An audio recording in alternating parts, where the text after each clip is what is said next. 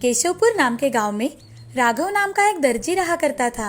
उस गांव में वो अकेला ही दर्जी होने के कारण सभी लोग उसके पास ही कपड़े सिलाने के लिए आते थे। राघव का व्यापार अच्छी तरह से चल रहा था। उसे दारू पीने की लत होने के कारण कभी कभी वो कपड़े आड़े टेढ़े सिला देता था, लेकिन उसके अलावा कोई भी दर्जी ना होने के कारण लोग उसी से कपड़े सिलवाते थे। जब भी ग्राहक उसके पास कंप्लेंट लेकर आते तो राघव हमेशा उन्हें टाल देता। एक दिन शंकर नाम का आदमी एक टाइट सा कमीज पहनकर आया और राघव से, अरे राघव, ये कमीज कितना टाइट सिलाया है तुमने। अरे भाई, कमीज तो मैंने बराबर ही सिलवाया है। जब नाप लिया था तब तुम कितने पतले थे, अब देखो कितने मोटे हो गए हो। अब मैं इसका क्या करूं? मेरा टाइम वेस्ट मत करो, जाओ यहाँ से। शंकर वहां से चला जाता है। एक दिन और एक आदमी बहुत ही ढीला कमीज पहनकर राघव की दुकान पर आया और राघव से, राघव, तुमने मेरा कमीज देखो कितना ढीला सिलवाया है। अरे भाई, जब मैंने तुम्हारा नाप लिया था तो सही लिया था। अब तुम दुबले पतले हो गए हो तो इसमें मेरी क्या गलती। अब जाइए भाई साहब यहाँ से। राघव आने वाले हर ग्राहक को कुछ न कुछ कहा करता था। एक दिन गांव में एक औरत बैलगाड़ी पर अपनी सिलाई मशीन और कुछ सामान लेकर आई। उसके साथ एक छोटा बच्चा भी था। वो औरत गांव में आकर राघव के पास जाती है और राघव से, भैया, मेरा नाम राधा है। मेरे पति एक दर्जी थे। उनसे मैंने सिलाई का काम सीखा था। मेरे पति का कुछ दिनों पहले ही निधन हो गया है। बीमारी की वजह से हमें हमारी पूरी जायदाद बेचनी पड़ी। मैं काम की तलाश में यहाँ आई हूँ। मुझे सिलाई का काम आता है और मैं भी आप ही की तरह टेलरिंग का काम शुरू करना चाहती हूँ। मैं नहीं चाहती कि मेरी वजह से आपका कोई नुकसान हो। आप मुझे काम पर रख लीजिए। आप जितनी भी चाहे उतनी तनख्वाह मुझे दे सकते हैं। ना मत कहिए। अरे बहन जी, आप मुझे बता रही हो या धमका रही हो? आपको काम पर रखने की मुझे कोई जरूरत नहीं है। तुम्हें दुकान खोलना है तो खोल लो, मगर याद रखना, औरत के पास कोई कपड़े सिलवाने नहीं आता। कोई भी कैंची पकड़ लेता है और खुद को दर्जी समझने लगता है। राधा वहाँ से अपने बच्चे के साथ चली गई। उसी दिन से राधा ने एक पेड़ के नीचे ही अपना दर्जी का काम शुरू कर दिया। उसके पास शुरू में कोई गाँव वाला नहीं जाता था। ये देख राघव उस पर हंसता था। एक बार एक औरत उसे कपड़े सीने को दे गई। राधा ने उन कपड़ों को बहुत ही अच्छी तरीके से सिया। उस औरत ने कपड़े देख, तुमने ये कपड़े बहुत अच्छे सिए हैं। मैं अपने गली में सबको बताऊंगी तुम्हारे बारे में, ताकि सब तुम्हारे पास कपड़े सिलाने के लिए लाए। जी बहन, आपका बहुत बहुत शुक्रिया। उसके बाद कई औरतें राधा के पास कपड़े सिलाने के लिए आया करती थी। बाद में आदमी लोग भी उसके पास कपड़े सिलाने के लिए आया करते थे। एक दिन श्याम नाम का आदमी, राधा बहन, तुम एक स्त्री होकर भी कितने अच्छे आदमियों के कपड़े सिलाती हो। और एक वो राघव है, निठल्ला कहीं का। राघव वही खड़ा होने के कारण उसने वो सारी बातें सुन ली और उसे बहुत गुस्सा आया। थोड़े ही दिनों में राधा ने अपनी कड़ी मेहनत के दम पर एक दुकान भी खरीद ली और उसमें वो कपड़े सीने लगी। राधा का धंधा भी अच्छा चल पड़ा। राधा अपने ग्राहकों को अच्छी तरह से कपड़े सिलवा के दिया करती थी। उसके विपरीत राघव की दुकान चलना ही बंद हो गया था। उसके ग्राहक तो जैसे आना ही बंद हो गया था। इसी वजह से वो राधा पर बहुत ही जलने लगा था। एक दिन बड़े घर का नौकर आकर राधा से, बहन जी, कपड़े सिलाने वाली राधा आप ही हो? हाँ भैया, मैं ही हूँ। क्या काम था? बहन जी, मालिक ने आपको उनके घर के सबके कपड़े सिलवाने का काम दिया है। आपको घर आकर सबका नाप लेकर जाना पड़ेगा। जी, मैं जरूर आऊंगी। मुझे घर का पता दे दीजिए। बहन जी, आपको मेहता हाउस में आना है। ठीक है भैया, मैं कल आ जाऊंगी। राधा के हाँ कहते ही नौकर वहाँ से चला गया और राधा अपने दुकान में काम में व्यस्त हो गई। यह सब बातें दूर खड़ा राघव सुन रहा था। वो मन ही मन, इस राधा को मैंने काम पर न रखकर बहुत बड़ी गलती कर दी है। अब मेरे पास कोई कपड़े सिलाने नहीं आता और इसके पास देखो, एक के बाद एक ऑर्डर आ रहे हैं। इसके दुकान का मुझे कुछ ना कुछ करना ही होगा। राघव वहाँ से चला जाता है। तभी राघव की पत्नी शीला वहाँ आकर, राधा बहन, मैं राघव की पत्नी हूँ। जब से तुम इस गांव में आई हो, मेरे पति का तो धंधा जैसे बंद ही हो गया है। एक दिन भी हमारी अच्छे से कमाई नहीं हुई। मैंने उन्हें कहा था कि मैं उनके यहाँ काम करती हूँ, मगर उन्होंने साफ साफ मना कर दिया। उनसे गलती हो गई राधा बहन, तुम मेरी एक बात मानोगी? हाँ बताओ ना। मेरे पास ये 50,000 रुपये बचे हैं, इसे लेकर तुम यहाँ से चली जाओ, मैं तुम्हारे हाथ जोड़ती हूँ। ऐसा कहकर शीला हाथ जोड़कर रोने लगी। शीला बहन, तुम हाथ मत जोड़ो, मैं ये पैसे लेना तो नहीं चाहती थी, मगर मेरी भी मजबूरी है। मैंने बहुत कठिनाइयों के बाद ये दुकान शुरू की है। अगर मुझे दूसरे गांव जाना है तो मुझे ये पैसे लेने ही होंगे, जिससे मैं दूसरे गांव जाकर अपनी खुद की दुकान शुरू कर पाऊँ। तुम चिंता मत करो, मैं आज ही ये गांव छोड़ के जाऊंगी। राधा ने शीला के हाथों में दुकान की चाबियां दे दी और राधा अपने बेटे के साथ दूसरे गांव चली जाती है। शीला और राधा के बीच की बात राघव को पता ना होने के कारण राघव रात के समय शराब के नशे में धुत राधा की दुकान के पास चला आता है। उसके हाथ में रॉकेल की कैन होती है। वो नशे की हालत में सारी दुकान पर रॉकेल छिड़क कर आग लगा देता है और मजे से देखने लगता है। दुकान धू धू करके जलने लगा था।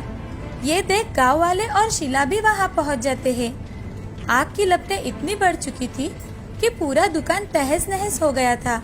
हाय, लुट गई, बर्बाद हो गई।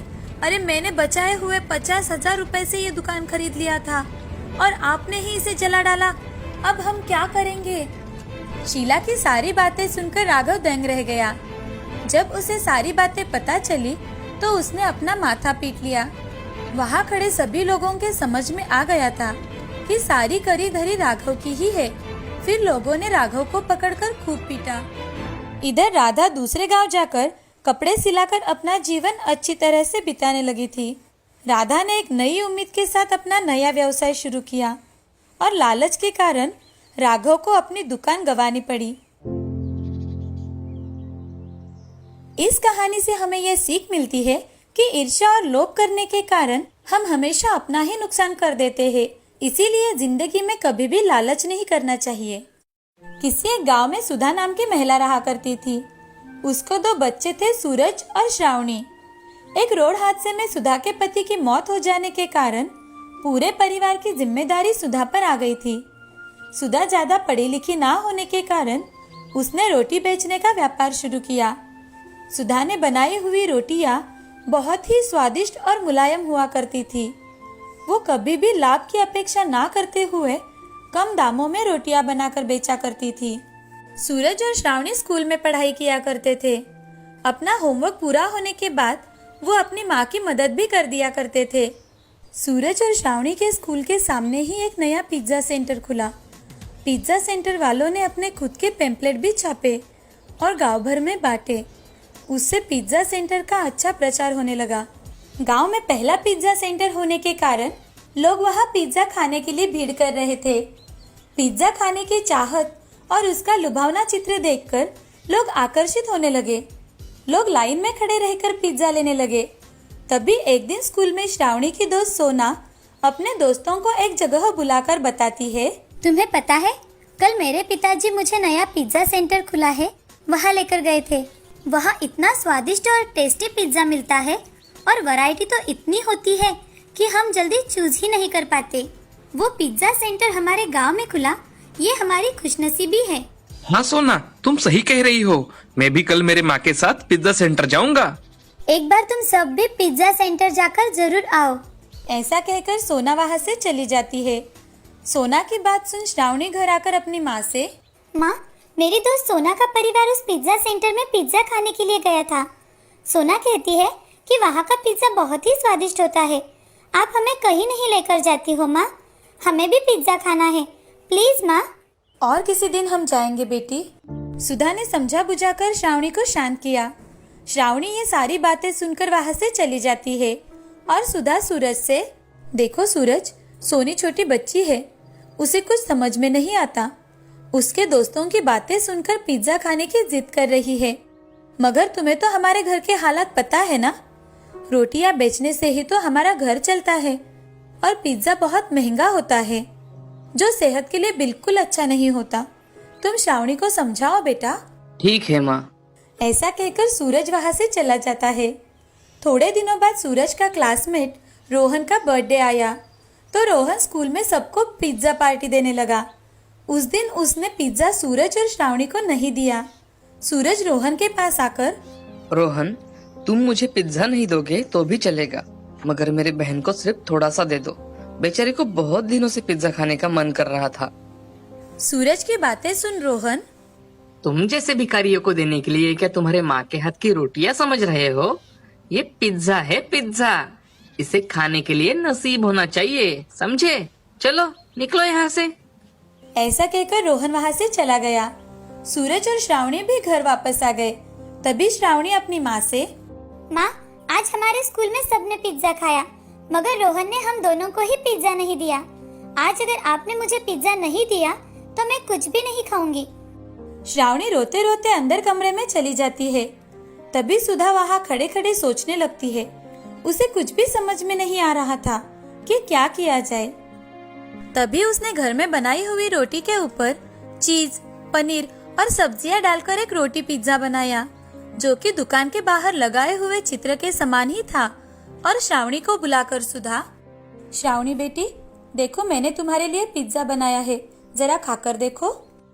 मुझे ये बकवास रोटी पिज्जा नहीं चाहिए, मुझे पिज्जा सेंटर का पिज्जा ही चाहिए।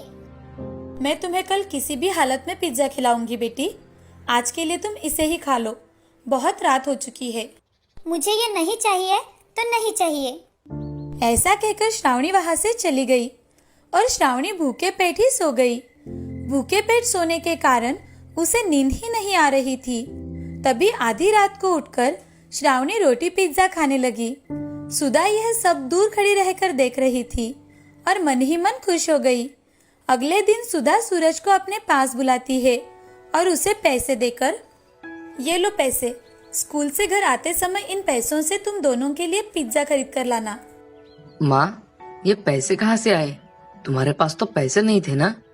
अपनी पड़ोसी मधु आंटी है ना, उनसे उधार लिए थे, थोड़े थोड़े करके चुकता कर दूंगी। श्रावणी पैसे मिलने की वजह से बहुत खुश हो गई। सूरज के साथ श्रावणी स्कूल चली जाती है। स्कूल खत्म हो जाने के बाद सूरज श्रावणी को लेकर पिज्जा सेंटर चला जाता है। वहां जाते ही सिक्योरिटी गार्ड उन्हें रोककर, तुम अंदर नहीं जा सकते। हम अंदर क्यों नहीं जा सकते? हमारे पास तो पैसे हैं ना। हमारे बॉस ने तुम जैसे को अंदर छोड़ने का ऑर्डर नहीं दिया है। ये सुन श्रावणी रोने लगती है। ठीक है अंकल, हम यही खड़े रहते हैं, बस आप अंदर जाकर हमारे लिए इन पैसों से पिज्जा लेकर आइए। सूरज की बात सिक्योरिटी गार्ड को ठीक लगी और उसने सूरज से पैसे लेकर पिज्जा काउंटर से पिज्जा लाकर दिया। दोनों खुशी से घर आए। घर आते ही श्रावणी बड़ी खुशी से, चलो भैया, अब हम पिज्जा खाते हैं। ये लो। श्रावणी ने उसमें से एक स्लाइस निकालकर जल्दी से खा लिया और बॉक्स सूरज के सामने रख दिया। सूरज ने भी पिज्जा का एक स्लाइस उठाकर खा लिया। वो चुपचाप एक दूसरे की ओर देख ही रहे थे। तभी सुधा वहां आकर, बच्चों, पिज्जा पसंद आया? माँ, इस पिज्जा से अच्छा तो तुम्हारा बनाया हुआ रोटी पिज्जा अच्छा है माँ। हाँ माँ, ये सूखी हुई रोटी की तरह लग रहा है। कल आपने बनाया हुआ रोटी पिज्जा तो बहुत ही अच्छा था माँ। मगर तुमने तो कल कोई रोटी पिज्जा खाया ही नहीं, तो तुम्हें कैसे पता? हाँ, ये सुनकर श्रावणी, वो माँ, वो। ऐसा कहते ही सुधा जोर जोर से हंसने लगी। तभी सूरज अपनी माँ से, माँ, क्या आप मुझे और मेरे दोस्तों के लिए रोटी पिज्जा बना कर दोगी? मैं कल तुम दोनों को रोटी पिज्जा बना कर दूंगी। अगले दिन सूरज और श्रावणी अपने टिफिन में रोटी पिज्जा लेकर गए। लंच टाइम में अपने दोस्तों को रोटी पिज्जा खिलाया। उतने में रोहन वहां आ जाता है। रोहन सूरज से, तुम रोटी बेचने वाले हो, इससे ज्यादा तुम क्या ला सकते हो? ये ऐसा वैसा पिज्जा नहीं है, ये रोटी पिज्जा है। चाहो तो खाकर देख लो, ये तुम्हारे लाए हुए पिज्जा से कई गुना अच्छा है। रोहन एक रोटी पिज्जा का टुकड़ा उठाकर खाता है। तभी उसका स्वाद उसे बहुत पसंद आता है। तभी रोहन सूरज से, अरे हाँ सूरज, ये रोटी पिज्जा तो सच में बहुत स्वादिष्ट है। मैंने तुम्हारा अपमान किया और तुम्हें बहुत भला बुरा कहा, मुझे माफ कर दो। अरे रोहन, तुम मेरे दोस्त हो, मैंने तुम्हें कब का माफ कर दिया है। ऐसा कहकर सूरज और रोहन दोस्त बन गए। अगले ही दिन से सुधा अपने रेडी पर रोटियों के साथ साथ रोटी पिज्जा भी बनाकर बेचने लगी। सभी लोगों को रोटी पिज्जा बहुत अच्छा लगने लगा। लोग लाइन में खड़े होकर सुधा का बनाया रोटी पिज्जा खाने लगे। बहुत ही जल्दी वो पिज्जा सेंटर बंद हो गया और सुधा का रोटी पिज्जा बहुत फेमस हो गया। ये देख पिज्जा सेंटर का मालिक रविंद्र सुधा के पास आकर उससे एक रोटी पिज्जा खाता है और सुधा से, तुम्हारे इस रोटी पिज्जा से मेरा पिज्जे का दुकान बंद हुआ है। मुझे तुम पर बहुत गुस्सा आ रहा था, मगर जब मैंने तुम्हारा रोटी पिज्जा खाकर देखा तो मेरा सारा गुस्सा चला गया। सच में ये रोटी पिज्जा बहुत ही स्वादिष्ट है। वैसे मेरे पिज्जा का दुकान तो अब बंद हो गया है, तो तुम एक काम क्यों नहीं करती, मेरे दुकान में ही अपने पिज्जे का दुकान लगा दो और मुझे तुम्हारे व्यापार में से थोड़ा हिस्सा दे देना। बाकी मार्केटिंग का काम मैं देख लूंगा। रविंद्र की बातें सुन सुधा बहुत खुश हो गई और झट से मान गई। ऐसे ही दिन ब दिन सुधा का रोटी पिज्जा बहुत मशहूर हुआ। स्वाद के साथ साथ मार्केटिंग अच्छा रहने के कारण बहुत कम समय में ही उसका पिज्जा का व्यवसाय बहुत बढ़ गया। उन्होंने बहुत पैसे कमाए और वो कुछ ही दिनों में अमीर बन गए। अब सुधा ने झोपड़ी की जगह एक अच्छा घर बनाया और बच्चों के साथ सुधा खुशी खुशी रहने लगी। उसका रोटी पिज्जा लोग बड़े चाव से खाने लगे। इस कहानी से हमें ये सीख मिलती है कि जिंदगी में बुरा समय तथा अच्छा समय हर किसी का आता है, लेकिन उससे हमें अपना संयम तथा विवेकशीलता नहीं खोनी चाहिए और अपने मेहनत के दम पर हर नामुमकिन काम मुमकिन करने का प्रयास करना चाहिए।